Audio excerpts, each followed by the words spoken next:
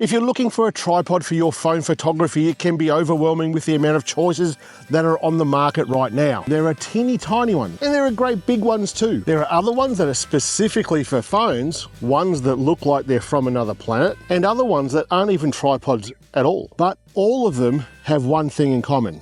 They all need to keep your phone still when you want to take a long exposure photo or get in the photo yourself. Now, straight off the bat, you're going to need to work out if you're only going to do phone photography or if you're going to do camera photography and phone photography, because it actually matters a lot when choosing your tripod. Now, most tripods are going to come with what is called a base plate, and that is something that you'll use to connect a camera to your tripod. And up the top here on this particular tripod, you'll see here, there's a little groove going this way, a little groove going this way, and a plate slots in there in between those two grooves, and you tighten it up with the dial on the side here, and that is typical of what is called an Arca Swiss mount. And this is the base plate that goes into an Arca Swiss mount. And you see there's a screw sitting on that, and you tighten the screw up on the back there. And this here, on every camera that's around the world, will screw into the base of the camera, which means you can put a camera onto that tripod.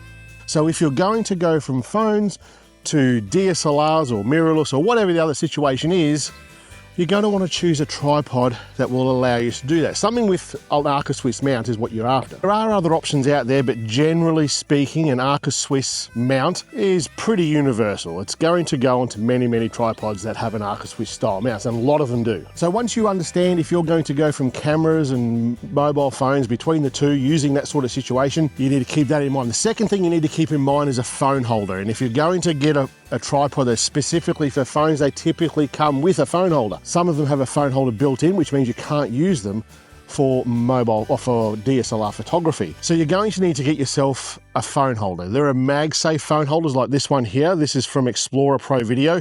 There are many around. I'll actually link one that I use all the time down the bottom there. In fact, I'll link all this down the bottom. Another type of phone holder is this type here. It's a clamp type, and you open up the clamp, open up like that, put your phone in the middle, close it down, and it'll hold your phone on top of the tripod. My honest opinion is that you can use either of these. I've heard a number of people say, oh, my phone falls off this. I do a lot of phone photography at night, in the bush, and I've never had my phone fall off.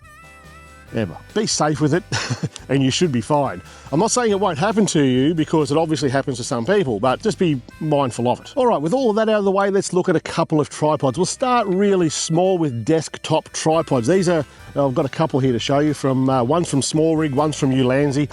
These are, this is not a paid video or anything, these are just tripods that I've had over the years, and I'll explain the benefits, the pros and cons of each ones, if you like.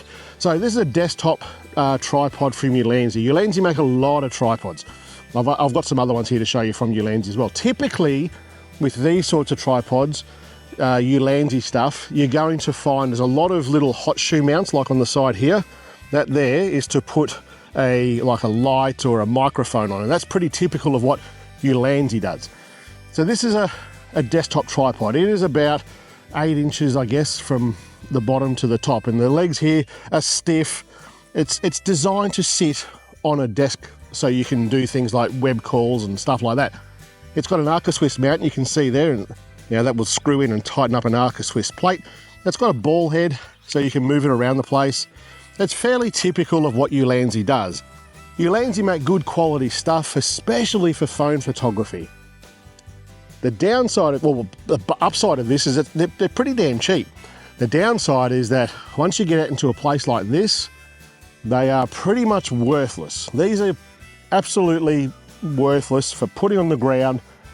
Bushes, trees, grass and everything will get in the way of your photo with using these. But if you are someone who does a lot of stuff at your desk, I rate this. This is pretty damn good. Similarly, this is a Small Rig one.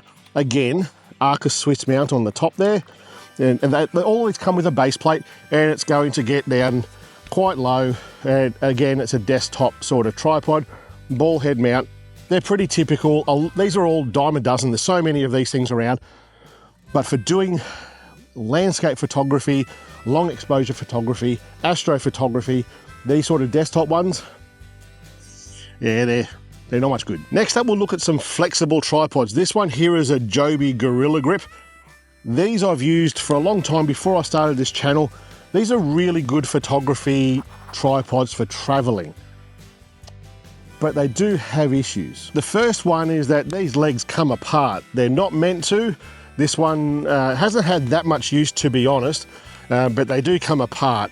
I don't think that's a good thing for a tripod, especially when this will take a small mirrorless camera, and I wouldn't want to have $1,000 or so worth of camera sitting wrapped around a pole with one of these with the legs that do that. The other downside of this particular model of the GorillaPods is that the Joby GorillaPods is that the base plate is a different sort of a base plate. Again, it's got that screw there that will screw into the base of a camera, but it's not going to be interchangeable between different tripods like an Arca Swiss one would. You need to use the same sort of mounting plate, which is a Joby specific mounting plate. And you might be thinking, well, this is only as small as the desktop ones, but the flexible tripods, you can wrap them around poles and stuff, around tree branches, and get them up as high as you want. They're very versatile in that regard. So the Joby ones, I just wanted to show you that one because they do exist. There's plenty of them out there. There's lots of copies of these as well, but I find, well, these are all rubber around here, around the rings as well.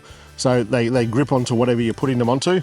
But the fact that they do that, I think that's a pretty decent downside to a Joby one, or a copy of a Joby one. You may have seen recently I reviewed this particular tripod, and this is, if you're looking for a flexible travel type of a tripod, this, in my opinion, is a much better option for you.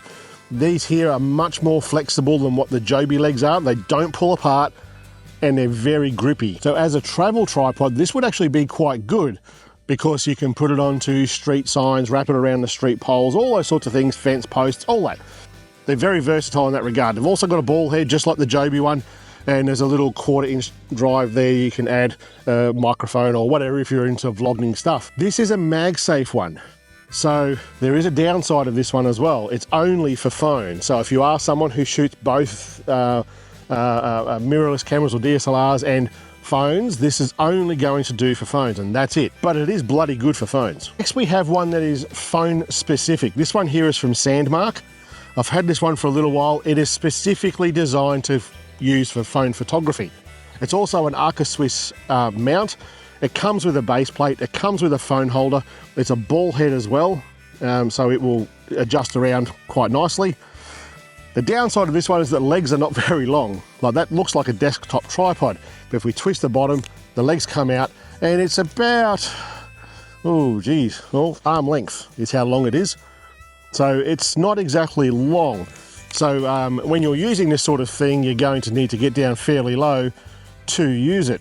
It's also got a center column, so you lift that up and it comes up that little bit. I'm not sure where this fits in the market, to be brutally honest. There's a few manufacturers that make similar sort of things. They don't go that high, they pack up fairly small, and they're bloody expensive. I think Reflex make one as well, and it looks, oddly enough, it looks exactly like this one. Read into that what you will, but they're ridiculously expensive for what they are. And once I've reviewed this and explained what it is, I think I even said in that video then it was a pretty expensive option for phone photography, but it is built really well. Now we start getting into some bigger boys, a bit more expensive. So all the ones that I've shown you so far, they probably go up to about $100, I guess, or roughly around that. Some of them are around, you know, $20 or $30. This one here is the Freewell tripod. This is a bloody good tripod. I'm so impressed with what they've done with this. There's a few things in this that I find very, very clever.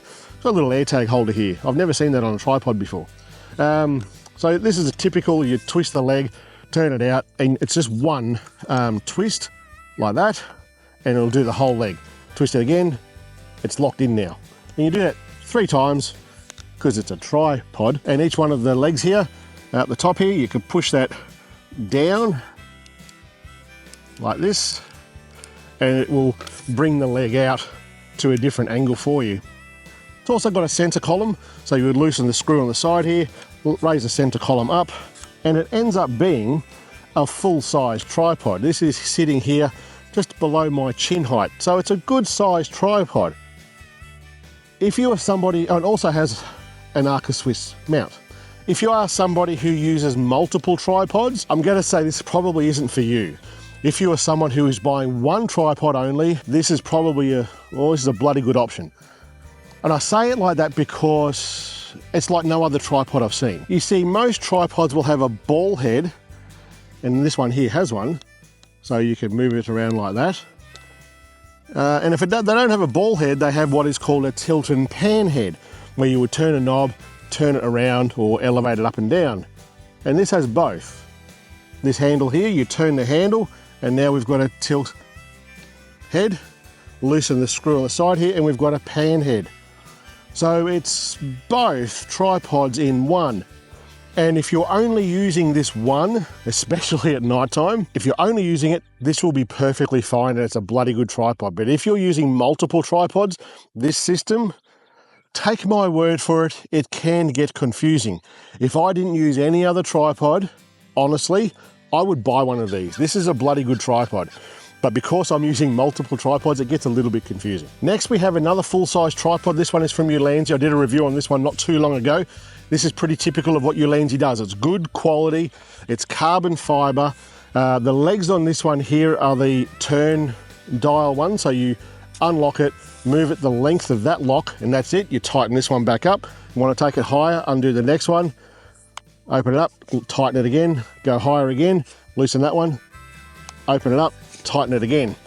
Unlike the Freewell one that I just showed you, where you turn one knob at the end and it does the whole leg and then locks it all again, this one just takes a bit longer to do. Again, it's an Arca Swiss mount, it's a ball head, and the center column on this one, you can take it all the way out, turn it upside down, put it down low, and it's a bit more versatile as far as a full-size tripod goes. Next is this one from youre. This is a LT07.